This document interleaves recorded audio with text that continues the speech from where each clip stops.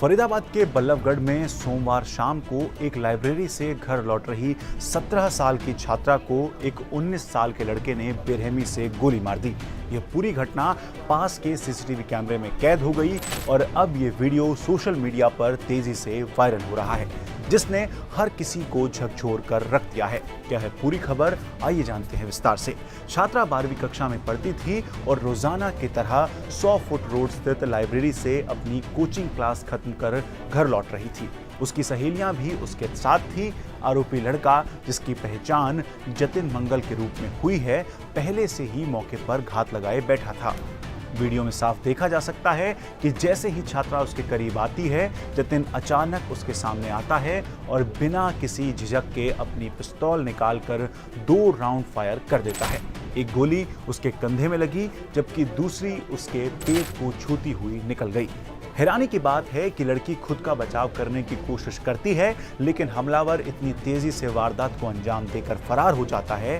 गोली लगने से गंभीर रूप से घायल छात्रा को तुरंत पास के अस्पताल में भर्ती कराया गया, जहां उसका इलाज अभी चल रहा है। डॉक्टरों के अनुसार उसकी हालत अभी स्थिर बताई जा रही है, लेकिन ये घटना उसके शारीरिक और मानसिक स्वास्थ्य पर गहरा प्रभाव डालेगी। पटाखे की आवाज आई बहुत जोर की, वो दिवाली के टाइम हो सके बच्चे चला रहे हो पटाखे। एक उसके तुरंत बाद एक लड़की की बहुत जोर की रोने की आवाज़ आई, चिल्ला रही थी बहुत जोर जोर की। मैं सोचा कोई बच्चा जल गया है, तो मैं दुकान का काम छोड़कर भगा इस साइड। तो लड़की के हाथ में आर पार सुराख हो गया यहाँ पे, और एक कंधे पे से खून निकल रहा था, हाथ में खून निकल रहा था, मुँह पे बहुत सारे छर्रे के निशानों से वहाँ से खून टपक रहा था। फिर मैं फटाफट रुमाल से उसका हाथ यहाँ से साफ किया और ये कंधे से रुमाल पूछा। फिर फटाफट बगल में मकान, सरदार जी का मकान है, उनका लड़का उनको लेके सर्वोदय अस्पताल ले गए उसको। फिर पुलिस को फ़ोन किया, पुलिस साथ पुलिस आ गई, आगे जो करा गई तो किस पर आया था आरोपी, कुछ आइडिया हो? कोई कह रहा था मोटरसाइकिल पे खड़ा था, कैमरे में आया है कि मोटरसाइकिल के पास खड़ा था वो मोटरसाइकिल को स्टार्ट करके लेके भगे गोली मार के। पुलिस ने तत्काल कार्रवाई करते हुए मामला दर्ज कर लिया है और आरोपी जतिन मंगल की तलाश में पुलिस जुट गई है। शुरुआती जांच में पुलिस को पता चला है कि आरोपी लड़की को पहले से जानता था।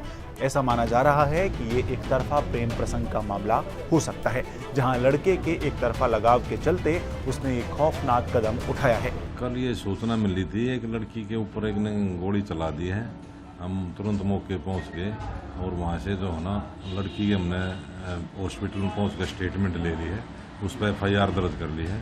आरोपी की तलाश जारी है। हमने क्राइम ब्रांच की और अपनी थाने की 3-4 टीमें लगाई हुई हैं। शीघ्र ही आरोपी को गिरफ्तार कर लिया जाएगा। कहाँ लगी है लड़की की गोली?